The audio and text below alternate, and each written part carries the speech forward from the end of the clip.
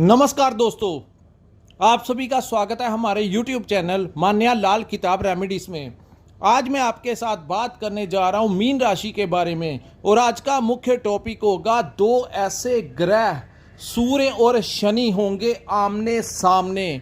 दोस्तों 16 अगस्त को सूर्य देव कर्क राशि को छोड़कर सिंह राशि में प्रवेश कर जाएंगे और इनका ये गोचर जो है वो 15 सितंबर 2024 यानी एक महीने के लिए जब भी सूर्यदेव किसी भाव में परिवर्तित करते हैं, एक जगह को छोड़कर दूसरी जगह जाते हैं तो वहां पर वो पूरा एक महीना के लिए रहते हैं।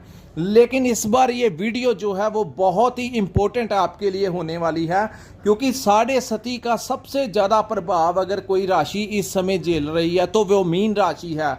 जब भी साढ़े सती का प्रथम चरण आता है तो इंसान के ऊपर काफ़ी सारी संघर्ष जो है, व्यापार नहीं चलता, घर में तनाव की स्थितियाँ रहती हैं, कोई प्रॉपर्टी से रिलेटेड कोई कोर्ट केस, किसी ना किसी प्रकार की नौकरी में परेशानी या नौकरी छुड़ा भी देते हैं। ऐसी संभावनाएं काफ़ी ज़्यादा मीन राशि के जातकों के ऊपर इस समय चल रही हैं, क्योंकि उनके अगर तो आपकी कुंडली में शनि या राहु की स्थिति खराब है तो इस समय बहुत ज़्यादा संभावनाएं हैं। जैसा मैंने बोला वैसे हो रहा है, लेकिन ऐसे वातावरण में कहते हैं जब सारे रास्ते बंद हो जाते हैं तो ईश्वर कोई ऐसा रास्ता आपके लिए खोलता है जिसके कारण आप अपना और अपने परिवार का गुजारा कर सकें। सो दोस्तों, ज़्यादा दूर नहीं है वो समय जब एक महीने के लिए ग्रहों का कुछ ऐसा सिस्टम मीन राशि में बनने जा रहा है, ऐसी दृष्टियां एक दूसरे के ऊपर पड़ेंगी और सूर्य देव आपकी किस्मत को चार चांद लगाने वाले हैं। सो दोस्तों, यहाँ पर इस दृष्टि का प्रभाव जो है, जो कि सप्तम दृष्टि है, दोनों ही ग्रह जो हैं सूर्य देव और शनि देव, यहाँ पर सूर्य बैठ के अपनी सप्तम दृष्टि शनि देव के ऊपर डालेंगे और शनि अपनी सीधी दृष्टि सूर्य देव के ऊपर डालने से पूरे ब्रह्मांड में इसका असर देखने को मिलेगा। दोस्तों, ये वो समय होगा जब अंतर्राष्ट्रीय स्तर के ऊपर या भारत में भी आप देखेंगे कि जो सरकार है वो कोई बड़ा फैसला ले सकती है, क्योंकि सूर्य देव जो हैं वो सरकार से रिलेटेड होते हैं, राज दरबार के कारक हैं, हमारे पिता के कारक हैं, इज्जत मान के कारक हैं। तो यहाँ पर सूर्य देव आपके लिए उस भाव में गोचर करेंगे जहाँ पर सूर्य देव दिग्बली हो जाते हैं। कई बार कुछ ग्रह ऐसे होते हैं कि ग्रह गोचर के दौरान किसी ऐसे भाव में आ जाते हैं जहां पर वो अपनी पावर जो होती है उनकी डबल हो जाती है और बड़ी मजबूती के साथ वो मीन राशि वालों के लिए कुछ ऐसा करके जाएंगे जो अंधेरा आपकी ज़िंदगी में चल रहा है उससे आप काफ़ी हद तक बाहर आएंगे। सो दोस्तों, शुरू करते हैं कि इसका कैसा प्रभाव जो है वो मीन राशि के जातकों के ऊपर पड़ेगा। जैसे ही 16 अगस्त का समय आएगा दोस्तों, सबसे ज़्यादा प्रभाव प्रथम जो 3-4 दिन होते हैं, जब भी कोई ग्रह गोचर करता है या अंतर्दशा लगती है तो ग्रह गोचर जब सूर्य देव जैसे ग्रह गोचर करते हैं तो प्रथम 2-3 दिन में ही पता लग जाता है कि कैसा होने वाला है इस महीने में। सो आप देखेंगे 16, 17, 18, 19 तारीख यानी कि 20 के अंतर्गत कुछ ना कुछ बड़ा चेंज जो है वो आपकी ज़िंदगी में देखने को मिलेगा। दोस्तों, ये जो सामने मैंने कुंडली बनाई है ये आपकी मीन राशि के ऊपर आधारित है और आज का ये जो प्रेडिक्शन है ये आपकी चंद्र राशि के ऊपर होगा। चंद्र राशि के अनुसार जैसा जैसा ग्रहों का गोचर होता है वैसा वैसा प्रभाव हमारी ज़िंदगी में देखने को मिलता है। जो ज्योतिष शास्त्र के अनुसार सूर्य और शनि जो हैं वो आपस में बहुत बड़े शत्रु हैं। हालांकि सूर्य देव को इनके पिता का दर्जा हासिल है और शनि को इनके पुत्र कहा गया है। सो कुछ रास्ते खुलेंगे, कुछ ना कुछ बहुत बड़ी कामयाबी तो मीन राशि वालों को मिलेगी। लेकिन मैं आज इस वीडियो में बताऊंगा कि किन चीज़ों से आपने अपना बचाव रखना है। दोस्तों, ये जो दृष्टि है कुछ राशियों के लिए अच्छी होगी और कुछ राशियों के लिए ये दृष्टि अच्छी नहीं होगी, लेकिन मीन राशि के लिए काफ़ी हद तक इसके परिणाम आपके अनुकूल होने वाले हैं। सो दोस्तों, छठा भाव किस चीज़ को रिप्रेजेंट करता है? छठा भाव होता है हमारे रोग का भाव, छठा भाव होता है हमारे शत्रुओं का भाव, छठा भाव जो होता है वो कर्ज का भाव होता है। तो जहां पर अगर कोई सूर्य जैसे ग्रह बैठ जाए, यहाँ पर अगर शनि जैसे ग्रह बैठ जाए, राहु बैठ जाए, तो बहुत अच्छे परिणाम देते हैं।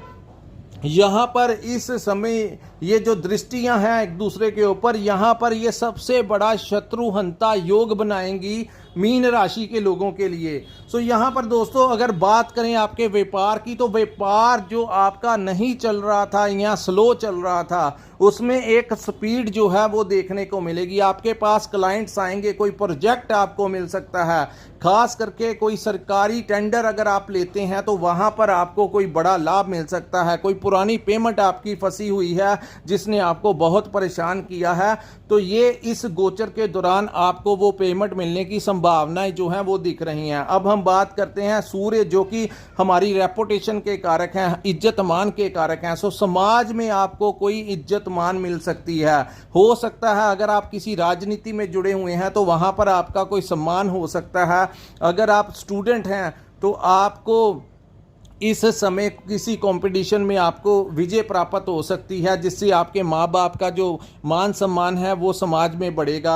आपके पिता के लिए ये समय उनके लिए कोई बेनिफिट लेकर आया है। मीन राशि के जो जातक हैं, उनके पिता अगर कोई कामकाज करते हैं तो उनके कामकाज में भी वृद्धि देखने को मिलेगी। उनके पिता को भी कोई सम्मान, उनकी कोई प्रमोशन हो सकती है। अब हम बात करते हैं सरकारी कार्यों में सफलता मिलेगी। अगर आपका कोई भी कार्य जो सरकारी डिपार्टमेंट से रिलेटेड था और काफ़ी लंबे समय से आप प्रयास कर रहे थे, नहीं हो रहा था, तो ये वो समय है जब सरकारी भाव से आपको कोई फ़ायदा होने वाला है। सो दोस्तों यहाँ पर मैं आपको रिकमेंड करूँगा कि जितने भी आपके कार्य किसी सरकारी दफ्तर के साथ जुड़े हुए हैं, आप इस समय प्रयास कीजिए, क्योंकि प्रशासन का सपोर्ट जो होगा वो आपको मिलेगा। और वही बात करते हैं आपके इस समय आपकी प्रमोशन होने के चांसेस हैं। मीन राशि के जातक जिन्होंने सरकारी नौकरी के लिए ट्राई किया है या प्राइवेट सेक्टर में ट्राई किया है, नौकरी मिलने की संभावनाएं यहां पर बन रही हैं। और वहीं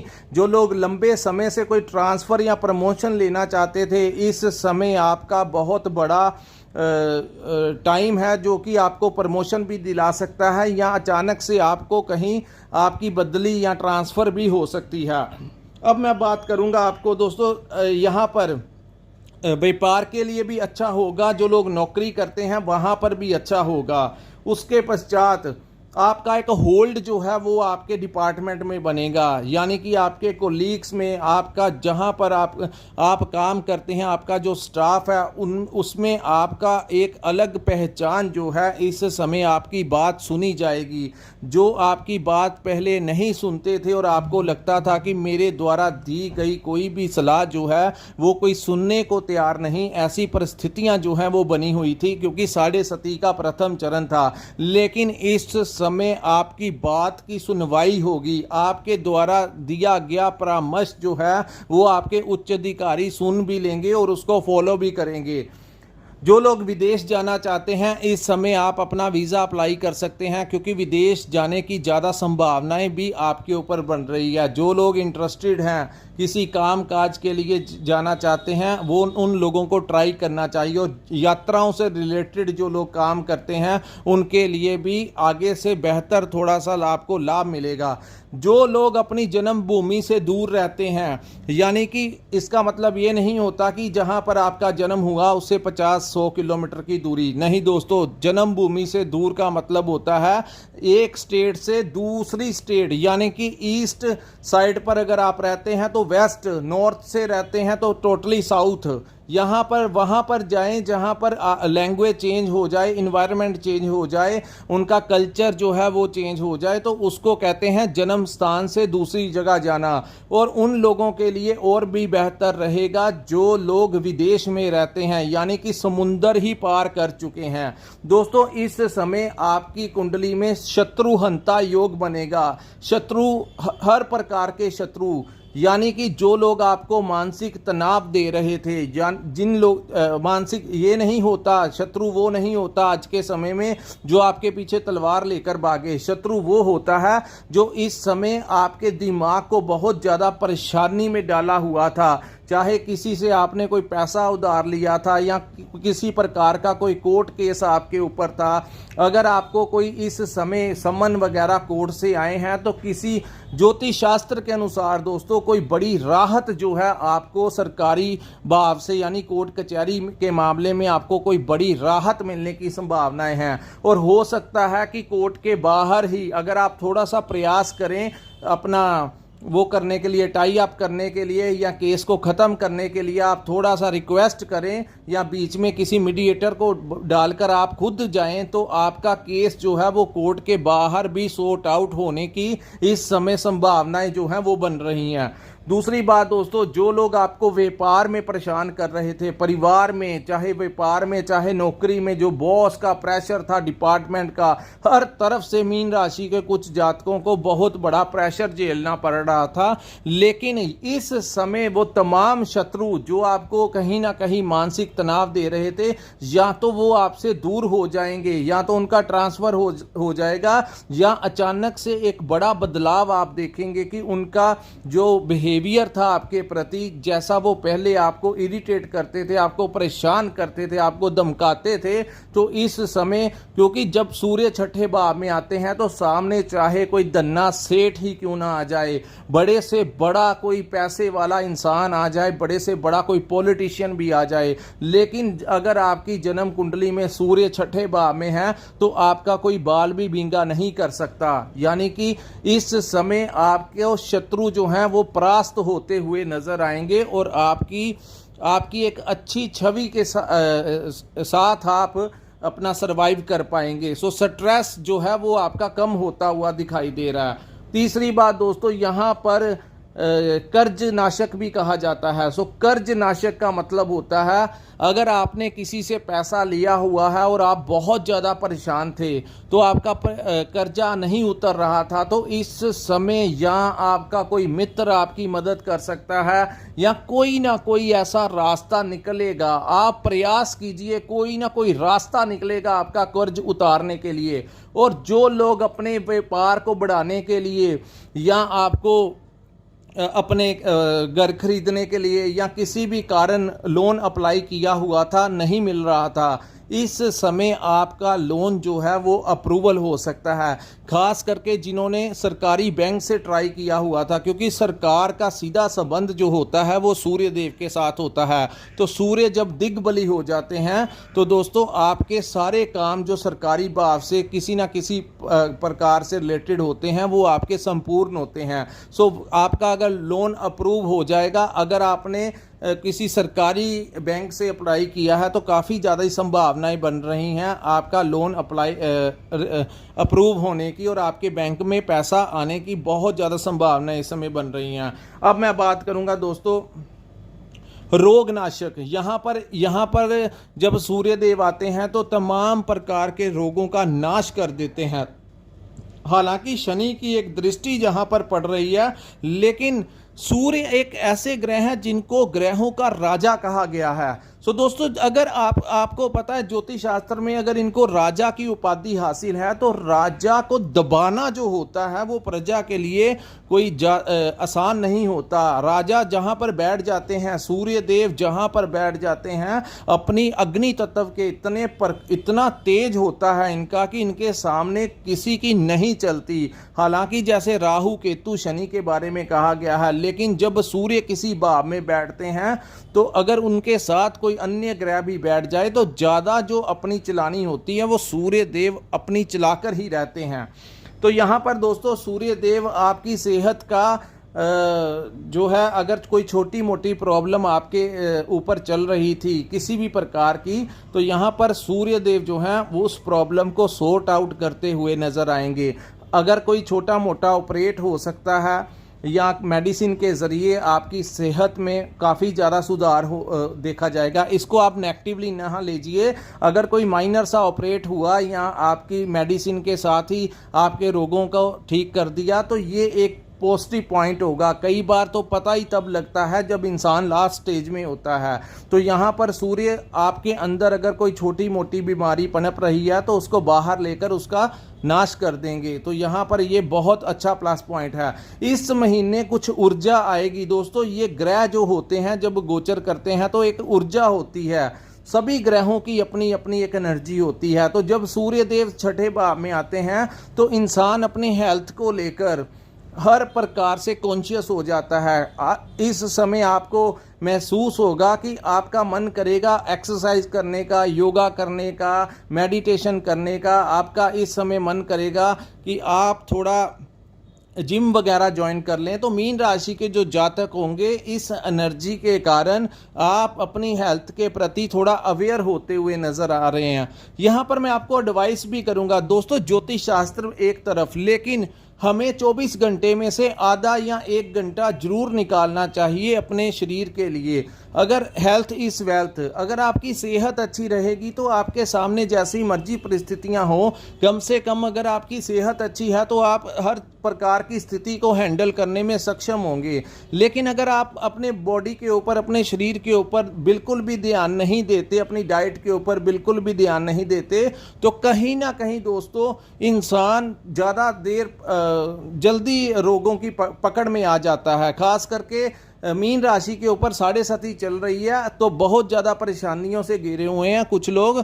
तो उन लोगों के लिए खास यही एडवाइस है कि आप लोगों के लिए अगर आप इस समय शुरू कर दीजिए दोस्तों, और छोड़ना मत, कुछ ना कुछ एक्सरसाइज, व्यायाम जो है वो रेगुलर अपनी ज़िंदगी का एक हिस्सा बना लीजिए ताकि आप हेल्थ वाइज फिट रहें।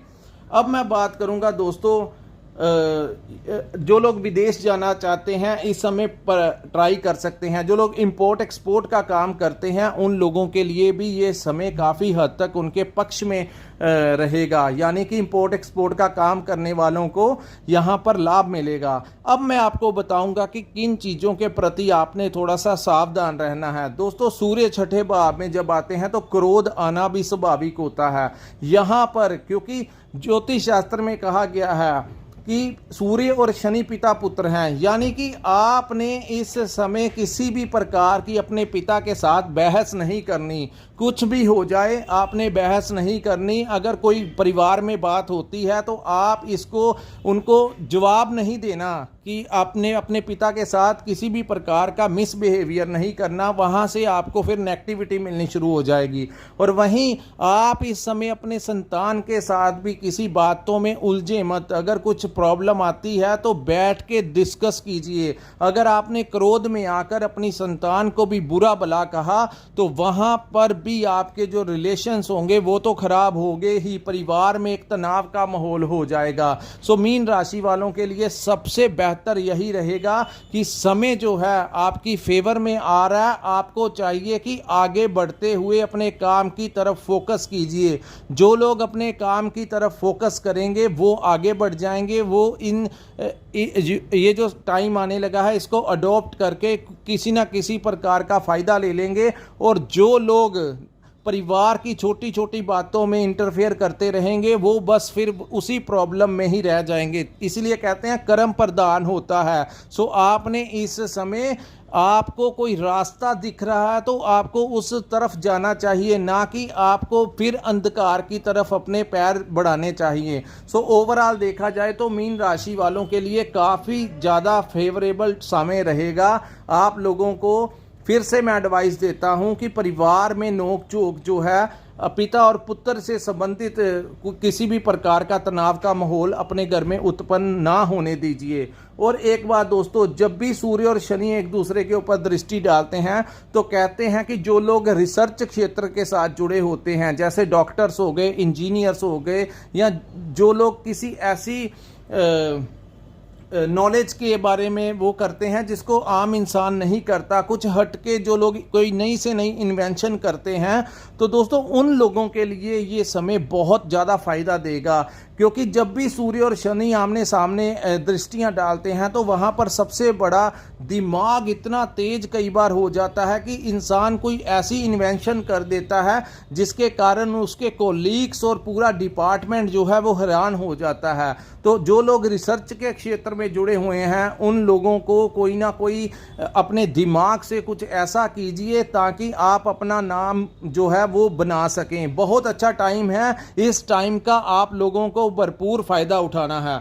सो दोस्तों, ये था मीन राशि के ऊपर सूर्य और शनि देव का आमने सामने होना और आपके ऊपर कैसा प्रभाव रहेगा। बहुत ही पॉजिटिव और सकारात्मक प्रभाव जो है वो मीन राशि वालों के ऊपर पड़ेगा। मैंने अकेले हिसाब से आपको इसके बारे में डिस्क्राइब कर दिया और इस समय का आप लोगों को भरपूर फायदा जो है वो उठाना चाहिए। और रही बात, इस समय थोड़ा सा ट्रैवल करते हुए अपनी आंखों का थोड़ा ध्यान रखना। आंखों में इन्फेक्शन जो है वो क्रिएट हो सकती है, सर में दर्द जो है वो हो सकता है। तो आप लोगों को, वैसे तो सूर्य देव जल्दी कुछ होने नहीं देंगे, लेकिन जहां पर शनि बैठे हुए हैं वहां उसके कारण कुछ ना कुछ, जैसे हर सिक्के के दो पहलू होते हैं दोस्तों, जहां पर आपका बड़ा फायदा होगा वहां बारीकी से कुछ प्रॉब्लम ना क्रिएट हो जाए। सो सफ़र करते हुए, ट्रैवलिंग करते हुए आप अपनी आंखों का ध्यान दीजिए, ग्लासेस वेयर करके ही बाहर निकलिए और ट्रैवलिंग करते हुए थोड़ा सा वाहन चलाते हुए सावधानी से अवेयर रहकर वाहन चलाइए। तो दोस्तों, ये था मीन राशि के ऊपर सूर्य और शनि का एनालिसिस। अगर आपको हमारा ये वीडियो अच्छा लगा हो तो कृपया इस वीडियो को लाइक कीजिए, हमारे चैनल को सब्सक्राइब कीजिए और नीचे कमेंट सेक्शन में कमेंट करके बताइए कि आपको ये वीडियो कैसा लगा। जिन्होंने अपनी कुंडली का विश्लेषण करवाना होगा, जिनके पास अपना जन्म, डेट ऑफ बर्थ और टाइम ऑफ बर्थ है, वही हमारे साथ संपर्क करें।